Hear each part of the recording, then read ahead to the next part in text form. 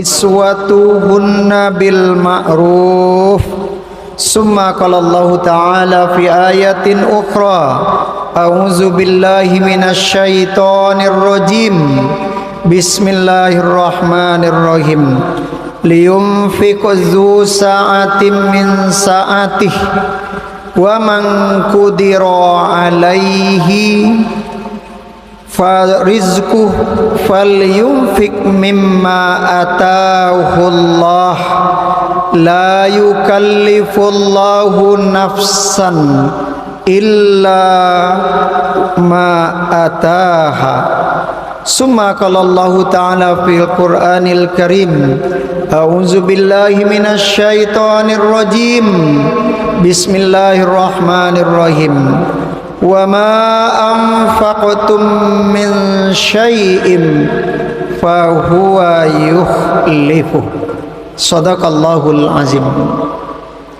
Bapak pengurus yang sama kita muliakan, Bapak Ibu alim ulama, cerdik pandai, pemuka masyarakat yang kami muliakan, semoga kita dimuliakan Allah Subhanahu wa Ta'ala selalu dari dunia sampai ke akhirat kelak. Amin amin ya rabbal alamin. Bapak Ibu yang kami muliakan, mari kita baca surah An-Nas bersama-sama. A'udzu billahi minasy syaithanir rajim. Bismillahirrahmanirrahim.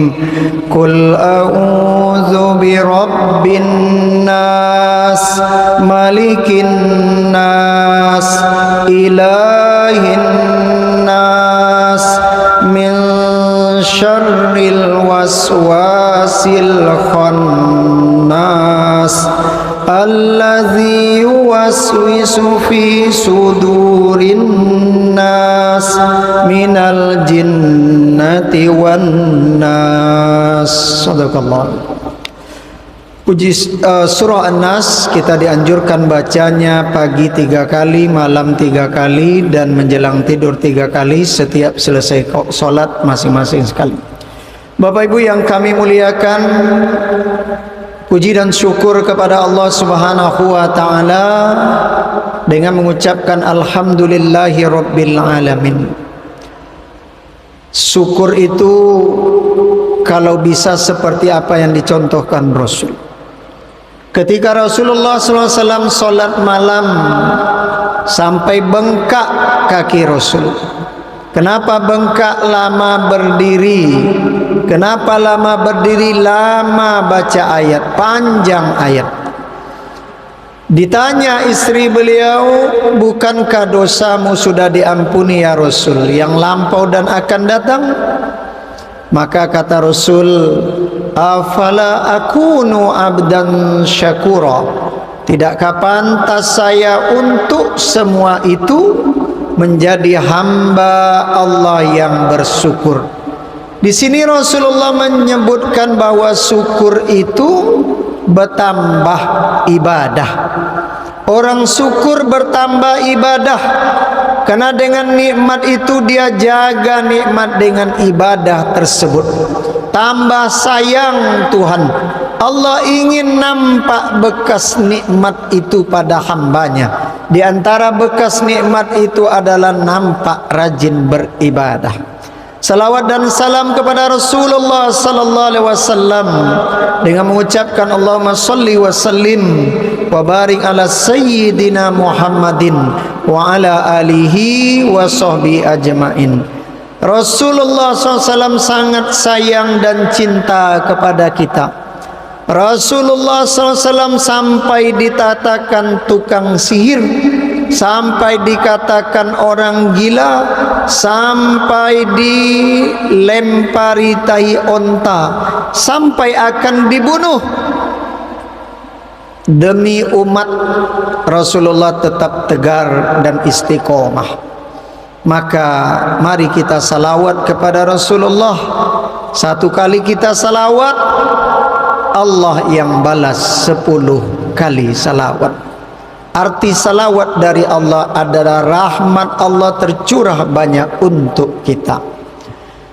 Bapak Ibu yang kami muliakan, pada malam ini kita mengkaji kembali kitab namanya Dalilul Falihin, sarah dari hadis Riyadus Sholihin. Sebelumnya kita cerita tentang kewajiban istri terhadap suami, tapi belum selesai, kita lanjutkan sedikit nanti langsung tentang nafkah seorang terhadap keluarganya. Bismillahirrahmanirrahim. Wa an Ummi Salamah radhiyallahu anha qalat. Dari Ummi Salamah radhiyallahu anhu beliau berkata, qala Rasulullah sallallahu alaihi wasallam. Rasulullah sallallahu alaihi wasallam bersabda, ayyumam ra'atin matat. Siapa saja perempuan seorang istri matat, dia meninggal, dia wafat, dia mati, wa zawjuha anha radin, sedangkan suaminya yang ditinggal ridho terhadapnya, dakhalatil jannah, maka perempuan itu akan masuk surga insyaallah. Hadis riwayat Imam Tirmuzi, kata beliau hadis hasan. Hasan adalah di bawah derajat hadis sahih. Ini bisa juga sebagai sumber hukum. Bapak Ibu yang kami muliakan, dari hadis ini Rasulullah kembali mengajak seorang istri, seorang perempuan, bagaimana ketika hidupnya suaminya senang, suaminya diperhatikan, dia tak sibuk dengan urusan pribadinya. Sekarang orang sibuk dengan HP, sibuk jalan-jalan, sibuk dengan kerja. Kadang-kadang suami kurang terperhatikan. Bagusnya seorang perempuan itu kalaulah bisa ya, suami saja bekerja, tapi masalahnya kadang di lapangan tak bisa begitu, karena suami kadang tak mampu untuk itu, maka terpaksalah perempuan ikut bekerja juga. Ini namanya perempuan-perempuan hebat, baik, membantu suami, tapi tetap dalam lingkungan yang dalam arti halal, terjaga pribadinya, tidak membuat fitnah dalam arti dia tak menggoda orang dan dia tidak tergoda dengan orang lain. Bapak Ibu yang kami muliakan, kalau perempuan itu perhatian kepada suaminya, masalah makan, masalah rumah, masalah anak-anak, sebelumnya kita sebutkan masalah tempat tidur, maka kata Rasul, kalau perempuan ini meninggal, dakhalatil jannah, perempuan ini akan masuk surga insyaallah. Apa makna suami ridho? Suami waktu hidup senang, nyaman. Ketika perempuan itu meninggal, suami sedih, iya, tapi suami maafkan kekurangannya kalau ada, dan suami sangat berterima kasih selama ini kepada istrinya yang baik sekali, yang solihah. Maka dalam hal ini kata Rasul, dakhalatil jannah, perempuan itu insya Allah masuk surga. Cuma kadang-kadang perempuan terlupa, terlalu sibuk, suami sibuk, perempuan sibuk, istri, akhirnya di rumah berkelahi, ribut. Kata suami saya capek, kata istri saya capek juga. Akhirnya bertengkar karena keduanya sibuk bekerja. Walau bagaimanapun ibu-ibu, walau bagaimanapun perempuan, walau bagaimanapun para istri, perhatikan suami kita. Ridho Allah, suamimu adalah surgamu insya Allah. Ibu-ibu dan bapak-bapak yang kami muliakan, kadang-kadang tidak perlu biaya mahal. Orang banyak yang terlupa, Pak. Suami datang sibuk juga cerita di luar, suami pulang kerja sibuk juga depan TV, sibuk dengan HP, ya, duduk dekat suami sibuk juga dengan HP, ya. Ini jarang lagi duduk makan bersama suami. Suami datang, ambilkanlah air, minimal air putih untuk suami, sambut suami dengan wajah yang cerah. Nampaknya sepele walaupun air putih, tapi laki-laki itu perlu perhatian. Laki-laki atau suami itu kadang kayak anak kecil. Kayak anak kecilnya gimana? Dia butuh perhatian. Orang tuanya tadi mana lagi, dia udah besar, tapi dia butuh perhatian istri. Bajunya entah begosok entah enggak, ini istri perhatian. Karena suami istri itu bagaikan pakaian.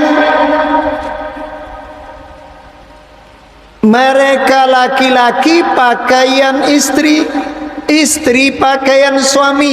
Apa maknanya? Pakaian ini setidaknya punya makna satu. Pakaian itu untuk menutup kekurangan kita. Adanya istri kurang suami ditutup istri.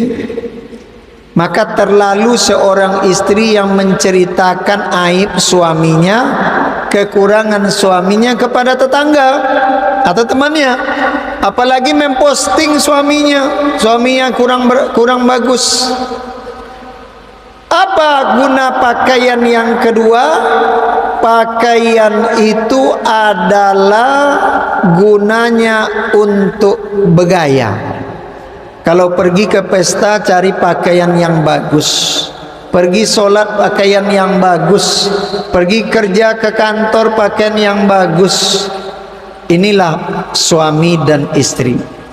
Suami itu ganteng nampak suami karena baiknya istri. Ganteng nampak, cantik nampak istri karena baiknya suami. Siapa itu? Suami sianu, bagus ibunya, istrinya. Siapa itu? Istrinya sianu, ya, karena istrinya baik, suaminya ikut dianggap orang baik.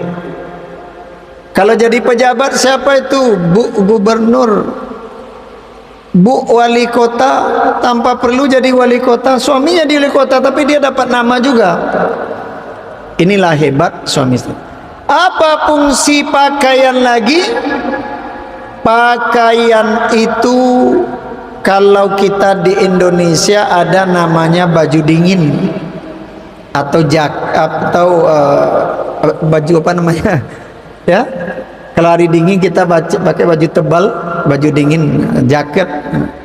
Bapak Ibu yang kami muliakan, apa maknanya? Suami dan istri itu perlu saling hadir ketika suaminya ada masalah. Istri perlu hadir ketika suami ada masalah. Suami perlu hadir ketika istri ada masalah. Baik itu masalah pribadi atau masalah dengan keluarganya yang lain, hadirlah untuk itu. Bapak Ibu yang kami muliakan, kembali kita. Ini menunjukkan bahwa seorang perempuan perlu perhatian kepada suaminya. Kata Rasulullah SAW lagi, la tu'zim ra'atun zawjaha fid dunya. Janganlah seorang istri menyakiti suaminya di dunia. Jangan sakiti suamimu. Patuh baiklah pada suami. Kecuali suami nyuruh kita buat dosa, nak boleh dah bu. Sama dengan orang tua menyuruh kita buat dosa, tak boleh. La ta'ata limakhlukin fi ma'syiatil khaliq. Tak ada kata patuh, ndak boleh patuh kalau mesti durhaka kepada Allah. Istri puasa Ramadan, apa kata suami, ndak usahlah puasa. Ini ndak boleh ibu ikuti. Ya, ndak usahlah solat. Ya, ndak boleh diikuti. Kalau melanggar aturan Tuhan, ndak ada kata patuh ke suami. Tapi kalau ibu puasa sunnahnya, bu, ndak usahlah puasa. Ikuti suami, karena puasa sunnah. Ya, kalau puasa wajib ndak ada kata ikut.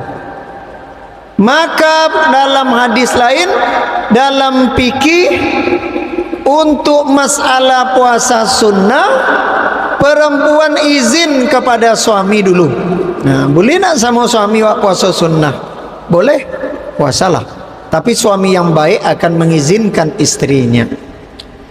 Kata Nabi tadi, jangan sakiti, tidaklah menyakiti perempuan terhadap suaminya di dunia illa qalat zaujuh, kecuali marah istrinya yang lain. Nah ini bu, ada istri suami yang lain tapi tidak di dunia ada bu. Nampaknya suami ini dapat istri lagi di surga. Tapi di surga tuh bu, ndak seperti di dunia dah. Kalau di dunia begini bapak, ibu marah. Padahal boleh agama, bapak mampu, tapi ibu ndak terima, ribut. Itu namanya cemburu. Ya. Tapi di akhirat besok tak ada cemburu, tak ada ribut. Yang namanya surga tuh ndak ada kayak di dunia lagi. Bahkan khamar, tapi beda khamarnya ya. Kalau khamar tuh minuman mabuk di dunia, tapi khamar di akhirat tak mabukkan, boleh. Bahkan ada namanya sungai khamar. Sutra dan emas tak boleh laki-laki di dunia, sampai besok di akhirat boleh laki-laki. Gitu juga tadi. Ibu kalau dibanding bidadari sekarang cantik mana bu? Bidadari cantik atau ibu? Nah ada jawab ibu karena sedikit atau enggak? Cantik bidadari. Kenapa cantik bidadari? Bidadari itu produk surga, ibu produk dunia. Ya, walaupun Allah yang ciptakan keduanya. Tapi besok ketika di akhirat sama-sama promat made in surga, maka ibu yang di dunia ini besok di surga lebih cantik dari bidadari. Ya, bidadari itu anggota ibu, bidadari suami itu anggota ibu. Ndak ada cemburu, ndak ada marah. Itulah di surga enaknya. Ibu-ibu yang kami muliakan, kita kembali ke teks hadis.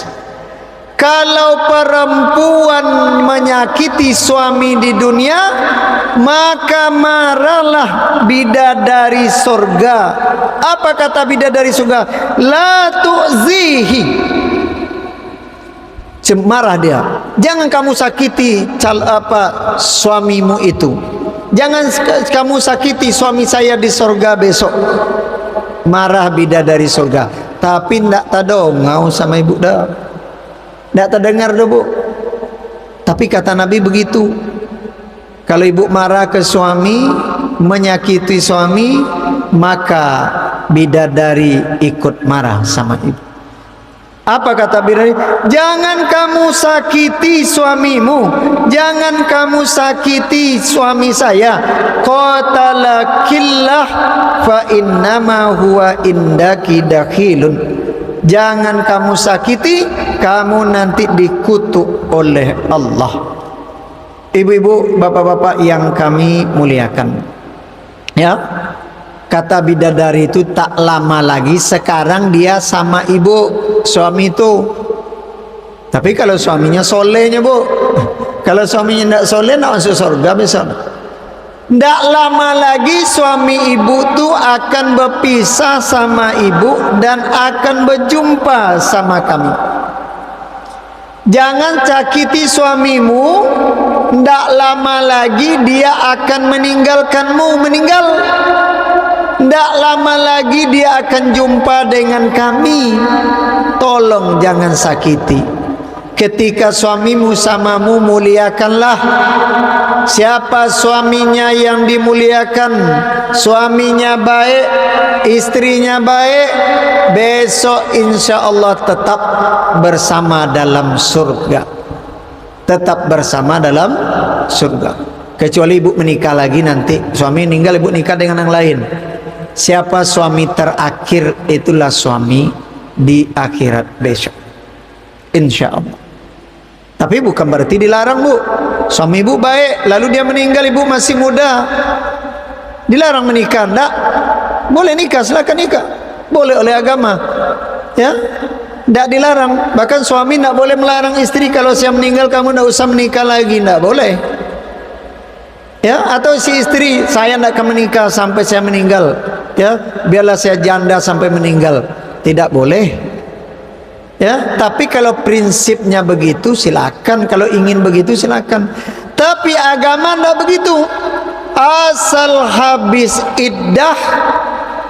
Iddah ini kalau suami meninggal, istri selama 4 bulan 10 hari belum boleh nikah. Istri yang ditinggal mati suami selama 4 bulan 10 hari tak boleh belum boleh menikah, dan tak boleh berpakaian bagus-bagus, pakaian sederhana. Apa maknanya? Dia bersedih dengan kepergian suami. Lah habis 4 bulan 10 hari, silakan untuk menikah. 4 bulan, hari ke-11 10 hari tadi kan, hari ke-11 silakan nikah. Agama tak melarang, boleh nikah. Maka seorang anak pun jangan pernah melarang orang tua menikah. Ibunya jangan dilarang menikah, ayahnya jangan larang menikah. Mau bercerai kah hidup ataupun bercerai mati, tak boleh dilarang. Ya, tapi seorang ayah dan ibu ketika mereka bercerai hidupkah atau bercerai matikah, wajib tanggung jawab kepada anak. Ini kadang-kadang nih Bapak Ibu, ada anak yatim, maaf kita contoh aja, ya, payah seorang istri, ya, apalagi dia keluarga tak kaya. Maka hadirlah orang-orang yang kaya. Maka kata Nabi, siapa yang bertanggung jawab ke anak yatim, kahata ini, seperti dua ini, Nabi dan orang perhatian ke anak yatim, bersama Nabi di surga besok insya Allah.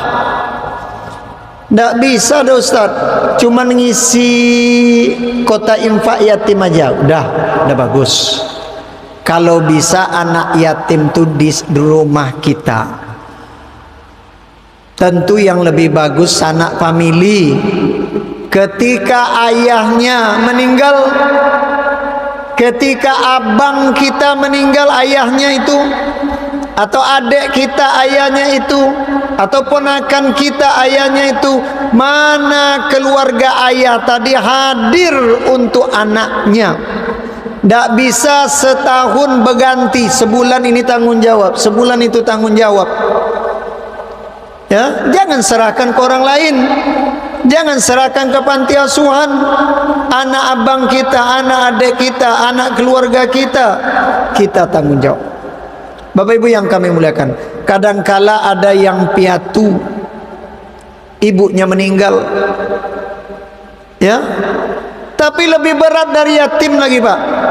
Yatim masih ada perhatian orang, anak piatu seharusnya ayahnya tanggung jawab, Si ayah ndak tanggung jawab, dia berbini lagi. Sudahlah berbini ndak tanggung jawab doh, anak ndak ditengok-tengok.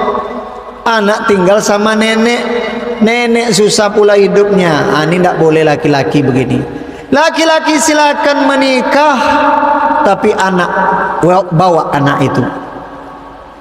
Anak itu lebih kepada anak laki-laki. Walaupun juga anak ibunya. Nanti kita kaji di sini sebentar lagi. Ya. Maka tak pas laki-laki tak tanggung jawab terhadap mau menikah dia, mau gimana? Perhatikan anak. Jangan jadi anak seperti yatim piatu.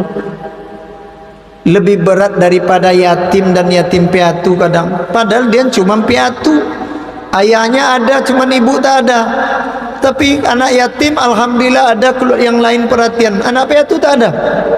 Maka ini sering kami sampaikan Bapak Ibu, maunya di masjid-masjid itu ada juga yang perhatian ke anak piatu yang tak mampu.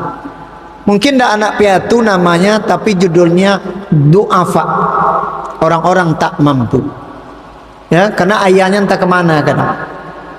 Untung ayahnya tanggung jawab. Kadang ayahnya entah kemana berbini lagi. Bapak Ibu yang kami muliakan, kita lanjut. Kata Rasulullah sallallahu alaihi wasallam, ya. Kita lanjut bab nafkah terhadap keluarga. Nah, ini nafkah lagi. Ini perempuan patuh kepada suami. Nafkah terhadap keluarga ini tanggung jawab laki-laki. Apa kata Allah Ta'ala? Wa 'alal mauludilah rizquhunna wa kiswatuhunna bil ma'ruf. Atas mauludilah. Mauludilah ni, maulud itu anak. Anak awak itu namanya maulud. Bahasa Arabnya maulud. Maulud itu yang dilahirkan.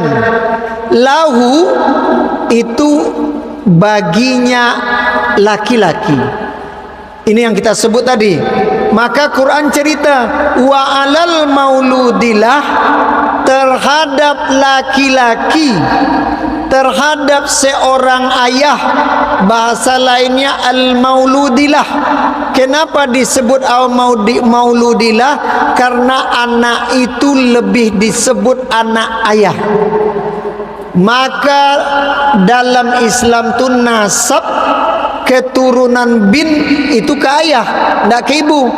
Muhammadun Abdullahi Syaibatun Hasimun Munafukun Sayyun.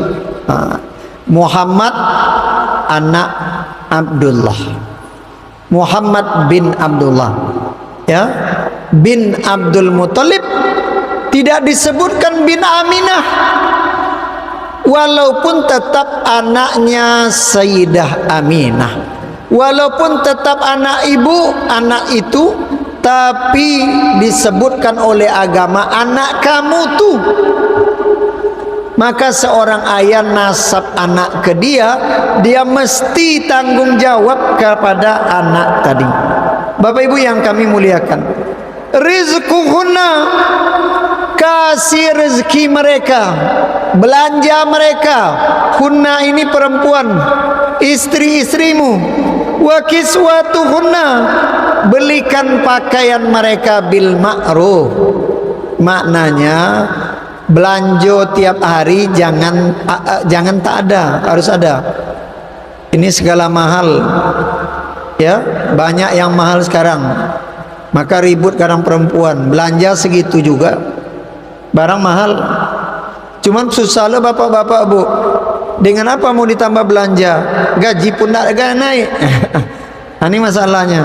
Kalau gaji naik bisa ditambah. Akhirnya kita harus qanaah, merasa cukup. Dalam keluarga tuh bahagia tuh tidak mesti ada semuanya, tapi penting qanaah. Ya. Kalau kita laki-laki ini bisanya Bapak Ibu sedikit makan bisa, tapi anak belanja yang susah gitu. Bapak Ibu yang kami muliakan, kita kembali. Seorang suami wajib memberi belanja istrinya. Seorang suami wajib membelikan pakaian istrinya. Ya, apa perlu ke mall kadang ini Pak? Sesekali ke mall. Maka hari raya itu kadang-kadang berat terasa kita Pak, karena budaya kita. Apa budayanya baju baru? Sebenarnya tidak gitu juga kalau saya tengok Pak. Ada sebagian yang beli baju tuh mau lebar tentunya. Hari lain jarang pula lagi beli baju kadang. Kecuali orang-orang yang banyak duit, ya. Kadang tiap minggu ke beli baju, sekali sebulan beli baju. Tapi orang-orang yang tak mampu datang lebaran tuh, disitulah beli baju. Jadi intinya apa? Seorang suami wajib menafkahi istri.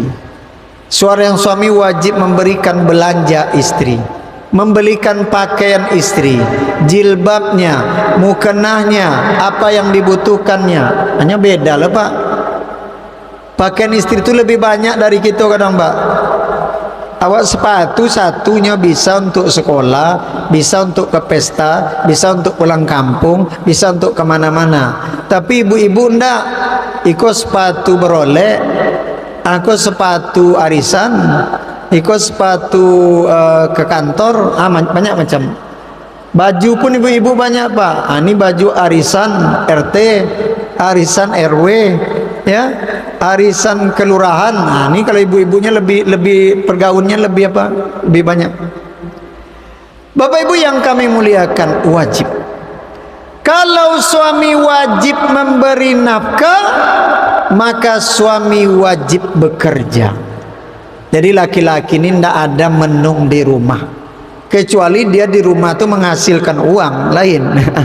Dia duduk aja rumah Pak, tapi duitnya banyak, dia lewat AP bekerja atau punya kedai di rumah, itu tidak masalah dah. Tapi kalau tidak begitu, wajib keluar rumah, wajib cari duit. Maka di waktu muda wajib belajar. Kalau dia pandai, kerja mudah. Kalau kerja mudah dapat duit. Menafkahi diri. Kenapa kita bekerja? Nafkah untuk kita. Kenapa kita bekerja? Nafkah untuk istri. Kalau ingin beristri. Kalau tidak usah berbini besok. Ini anak muda. Nah, jangan dibilang calon mertua itu apa namanya, ya, mata duitan. Tengok kita tidak bekerja melamar anak orang pula, mana mau orang. Kita sebagai orang tua tentu ditengok, gimana laki-laki, di mana kamu kerja, sah-sah saja. Jangan dianggap seorang calon mertua bertanya kamu kerja di mana. Itu suatu yang merasa tersinggung, tak boleh. Karena anaknya akan diserahkan, boleh dikatakan 100%. Tidak bekerja untuk apa? Maka wajib mencari nafkah. Sedikit Bapak Ibu, dalam masalah nafkah ini kadang-kadang suami lalai. Di antaranya suami malas kerja. Ada pemalas laki-laki ini Pak. Akhirnya istri yang tunggang tunggi bahasa kami, ya, cari duit. Suami adalah nyantai-nyantai minta istri duit ke istri, tidak pas. Ada pula lalai suami ini nafkah kapan? Ketika terjadi cerai, suami dengan istri cerai hidup.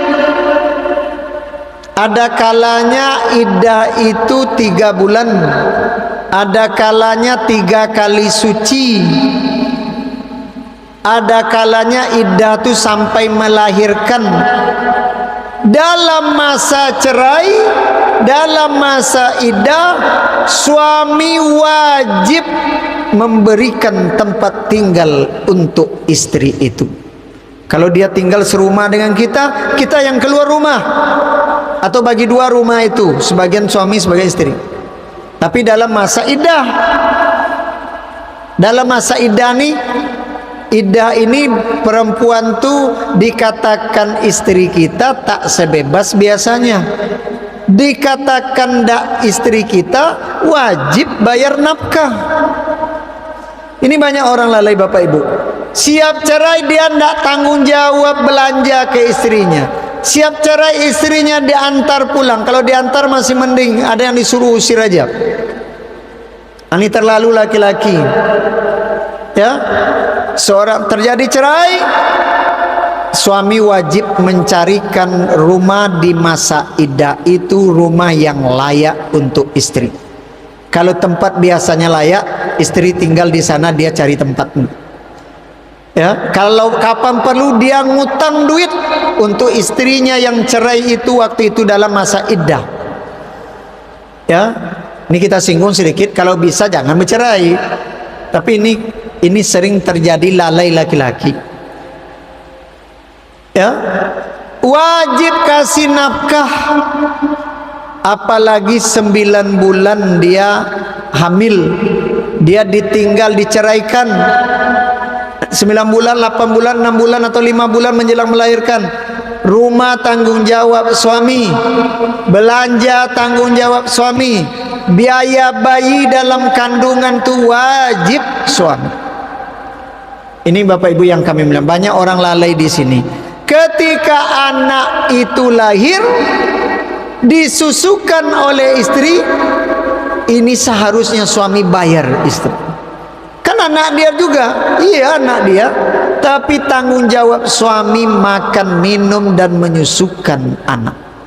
Kalau istri ini tak bisa menyusukan anak, suami bayar orang lain untuk menyusukan anaknya tadi. Bapak Ibu yang kami muliakan, kita kembali. Dalam ayat yang lain Allah Subhanahu wa taala menyampaikan liunfik zu sa'atin min sa'atih. Hendaklah memberi nafkah, mengeluarkan duit. Nafkah itu Pak artinya ikhraj. Apa itu nafkah? Infak, mengeluarkan.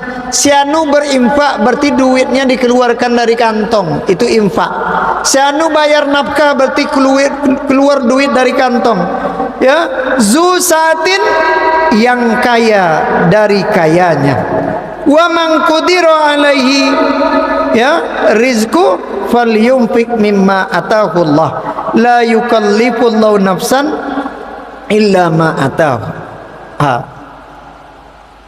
Kata Allah, nafkah suami itu, ibu-ibu tengok suami, bukan tengok ibu. Apa maknanya? Suami itu berapa penghasilannya? Atau yang lebih mudahnya, suami kategori kaya atau miskin. Itu yang dipandang nafkah, bukan siapa istrinya. Istrinya orang kaya raya, dapat suami miskin, tak mesti nafkah itu ikut istri. Istri itu belanjanya misalnya sebulan 7 juta sebelum menikah. Lalu menikah dapat suami yang tidak kaya, tidak mesti 7 juta. Berapa sanggup suami? Ini Bu. Ya, jadi bukan siapa istrinya nafkah, tapi siapa suaminya. Ini banyak orang salah juga Pak. Kamu sanggup kamu membiayai dia, dia orang kaya. Perempuan tuh anak orang kaya, sanggup kamu menafkahi dia, dia belanjanya banyak biasanya. Ya, sebenarnya kalau dalam agama tidak gitu doh. Sanggup tidak kamu menikah dengan dia? Kita terbalik Pak. Yang sering ditanya laki-laki, sanggup tidak kamu menafkahi perempuan itu? Dia anak orang kaya. Sebenarnya tidak gitu. Kamu mau tidak nikah sama dia? Dia sederhana hidupnya. Bisa tidak kamu bersabar nanti? Ya, berapa kemampuan dia? Bisa, silakan. Maka ini seorang ayah hadir sebagai wali. Ya, kenapa tidak ibu wali? Karena yang calon suami itu laki-laki, maka yang tahu laki-laki banyak ayah. Dia yang akan menilai, ini tampang laki-laki ini agak pemalas, tahu ya. Awak laki-laki tahu Pak, walaupun tidak tahu betul, sedikit banyak sedikit tahu kita tipe-tipe laki-laki. Kalau perempuan tidak tahu dia, ya. Maka ayah perempuan mesti pakai. Laki-laki tak pakai wali kalau menikah. Kenapa tidak? Dia diajar nggak boleh cengeng. Dia udah dewasa, dia yang akan menikah, ya bekerjalah dulu. Dia akan bayar nafkah, dia akan bayar mahar. Mana duit kamu? Ada duit nikah. Kalau enggak boleh. Ya, kalau perempuan enggak ada wali, karena perempuan hanya akan dicarikan dan diserahkan. Tanggung jawab saya pindahkan kepadamu wahai suami, wahai menantu. Ya, kalau laki-laki tanggung jawab, maka tak perlu dia pakai wali, tapi tetap minta izin kepada orang tua. Bapak Ibu yang kami muliakan, kata Allah, siapa yang kaya, infakkan, kasih nafkah sesuai. Istri kita biasanya miskin, kita kaya, buat dia jadi orang kaya. Buat istri itu jadi orang kaya, kaya orang kaya. Tak dianggap lagi orang miskin. Rumahnya buruk, bangunkan rumah untuk dia, sehingga jadi orang kaya. Ini Pak, tergantung suami. Wa man qudira alaihi rizquhu falyunfiq mimma atahullah. Siapa yang hidupnya susah, sulit, miskin, maka tergantung kepada suaminya tadi. Ya, berapa sanggup? Allah la yukallifullahu nafsan illa ma ataha. Allah tak paksa wak laki-laki ni, tapi berapa mampu. Ada tak bisa Pak, lah kerja dari pagi, siap subuh lah kerja keluar rumah, sampai maghrib masuk kerja. Ya, tapi duit itu dapat sedikitnya. Dan kerja itu yang bisanya, ya semampunya. Allah bujuk nanti keduanya, baik suami kaya yang memberi nafkah, baik istri suami miskin yang beri nafkah. Apa kata Allah? Wa ma anfaqtum min syai'in fahuwa yukhlifu. Wahai suami kaya, berapapun uangmu habis untuk istrimu. Wahai suami yang miskin, sesulit apapun kami cari duit, lalu kamu berikan nafkah untuk istrimu, kedua kalian ini orang baik, kedua nafkah kalian ini akan Allah ganti. Dengan apa Allah ganti? Ada ganti cepat, ada ganti ditunda dulu di akhirat. Ganti cepat itu setidaknya Allah ganti qanaah. Istri merasa cukup dengan apa yang diberikan suami. Dia tidak nuntut banyak kepada suaminya. Itu namanya Allah ganti nafkah suami tadi. Ya, setidaknya nanti di akhirat semua yang kita berikan dengan baik, maka Allah akan ganti dengan baik. Orang terdekat kita infak, maka pahalanya lebih besar daripada orang lain. Maka jangan pernah pelit sama keluarga, tapi royal pada kawan-kawan. Ini kadang-kadang Pak, di kawan-kawannya traktir makan, traktir minum, enak aja duit keluar, tapi di rumah kan saku-saku kantong bajai, kata orang Minang. Kalau berjahit kantongnya sulit, pelit. Tidak boleh pelit. Royal lah sama keluarga, tapi jangan pelit sama orang lain. Lebih utamakan tanggung jawab. Ya, sama kita bersodako. Sodako di jalan raya entah siapa-siapa, Pak. Di lampu merah itu entah siapa-siapa minta. Tapi di samping rumah kita, tetangga kita tak mampu, tahu kita hampir 24 jam nampak. Lebih bagus kita sodako ke orang yang nampak lagi. Itu bisa jadi orang kaya, bisa jadi duit itu untuk apa sama dia, untuk berjudi, entah apa, kita tidak nuduh juga enggak. Tapi tidak tahu siapa orang dia dan untuk apa. Kalau tetangga kita jelas siapa orangnya dan untuk apa duit sama dia.